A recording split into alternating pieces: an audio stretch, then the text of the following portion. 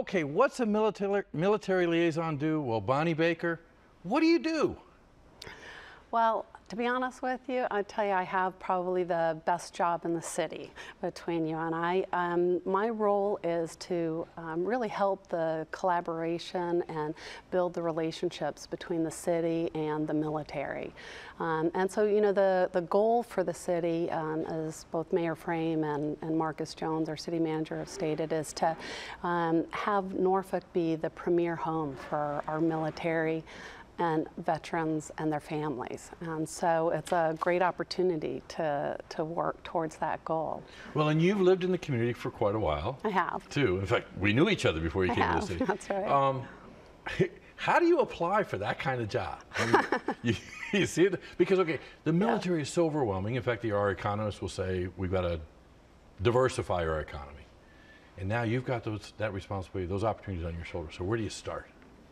Well, so I'm still in my first 90 days in the job, and my goal in these 90 days has been to get out and actually meet with as many of the stakeholders as I can to understand their perspectives and, you know, assess where we are in achieving that goal that the mayor set out to be the premier home. And so I've done that, and I can tell you, even though I've been here since 2000, I've been pretty surprised at how many organizations, how many stakeholders there are that are involved with the military. Because when we look at the military affairs, it's working with the active duty, not just the Navy, working with the joint forces that are here, and of course, there's a few people in the. There absolutely, and we also, of course, have the NATO command, one of two strategic commands from NATO. The only strategic command that's located in North America, and of course it's right here in Norfolk. So there's the military active duty that we're looking at and working with, as well as our Reserve, National Guard, our veterans. We have over 27,000 veterans who have chosen Norfolk as their home. And of course, very importantly, we're focusing on families that are connected to all of those service members. And those are some of the partners that you're looking for. Let's kind of focus on the family. I mean, sure.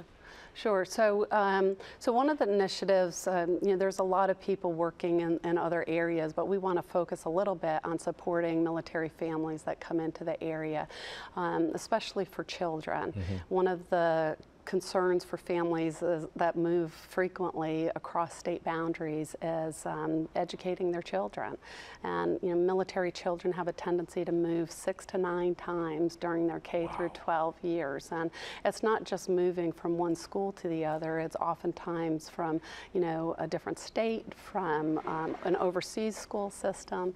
And so we are going to partner with Norfolk Public Schools and the military leadership in Norfolk, as well as community leaders. We have a convening planned on the 27th of April to bring those thought leaders together and really identify some ways that we can better support those military children. I think it's going to be a win-win. It's going to make our schools better and make our schools more attractive to military families when they move in. I think while you were speaking, I was saying, okay, let's talk more about children and the problems they have. But you're really not the one to talk to about that. You're bringing the people to the table. I'm not. My role in this, like this particular event, we are fortunate we have the Military Child Education Coalition who is funding this convening through a grant from the Bill and Melinda Gates Foundation. So they're a partner.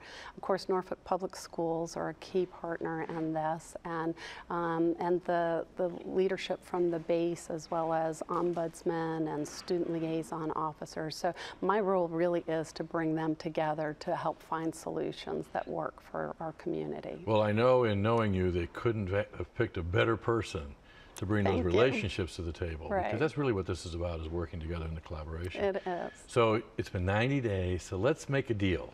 How about another 90 days, a year, or whenever you want? You're welcome to come back on the sofa and talk about the issues and the opportunities that are facing both of us, the military community and the civilian community, and how we can become a better community. That's what it's about, right? It is, absolutely.